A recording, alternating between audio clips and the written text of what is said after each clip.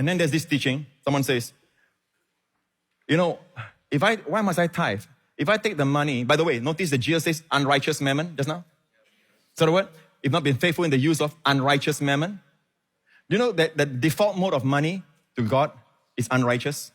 It's filthy. I used to say things like many years ago, if a good man picks money, it becomes good money. A bad man picks money, it becomes bad money. But God says, no, money is unrighteous.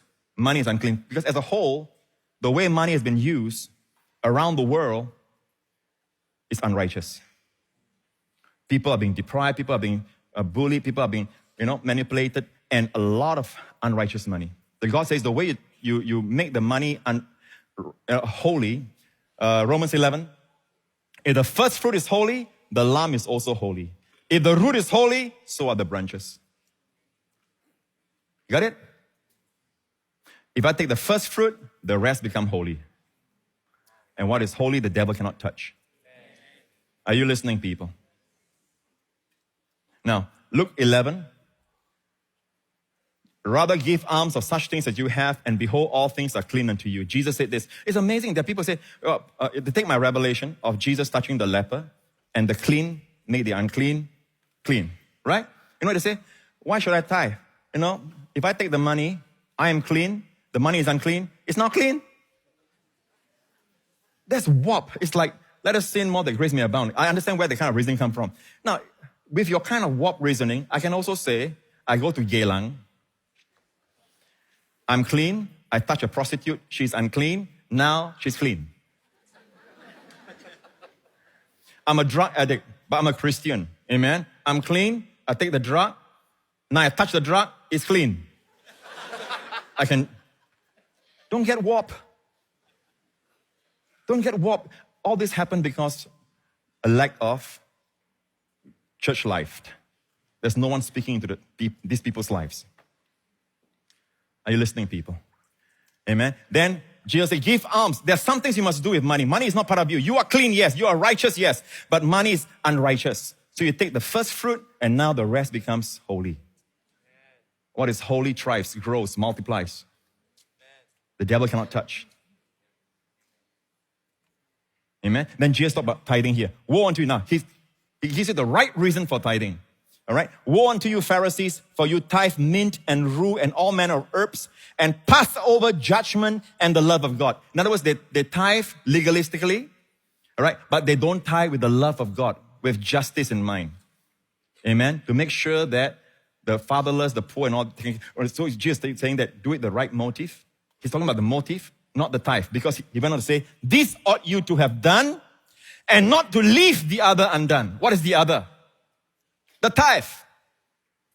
So a lot of people read this and they say, he's telling us, it's not the tithe. It's your love, the love of God. No, friend. He said, do it with the right motive, but don't stop tithing. Don't leave the other undone. These are the words of Jesus, the same yesterday, today, and forever. Now, back to Hebrews 7. Show them Hebrews 7 verse 4. Now, consider how great this man Melchizedek was, to whom even the patriarch Abraham gave a tenth of the spoils. Yeah, it's true. The book of Hebrews, as I've taught, and many people have taken this teaching and run with it, that the book of Hebrews shows the first chapter, Jesus is greater than the angels. But they show him how he's greater. He rose from the dead. Amen. And then Jesus is greater than Moses. Moses is a servant, Jesus is a son. It showed clearly that he's a son. Is greater. When it comes to Hebrews 7, Melchizedek priesthood is greater than Levitical priesthood. Yes. But show how is he greater? The tithe. Here's the answer. Now consider how great this man was, to whom even the patriarch Abraham gave a tenth of the spoils. Whoever you tithe to, you are declaring that person is great. So when Melchizedek brought the bread and wine, is to proclaim Jesus' death. When you respond with the tithe, is to respond he's alive. Drop down.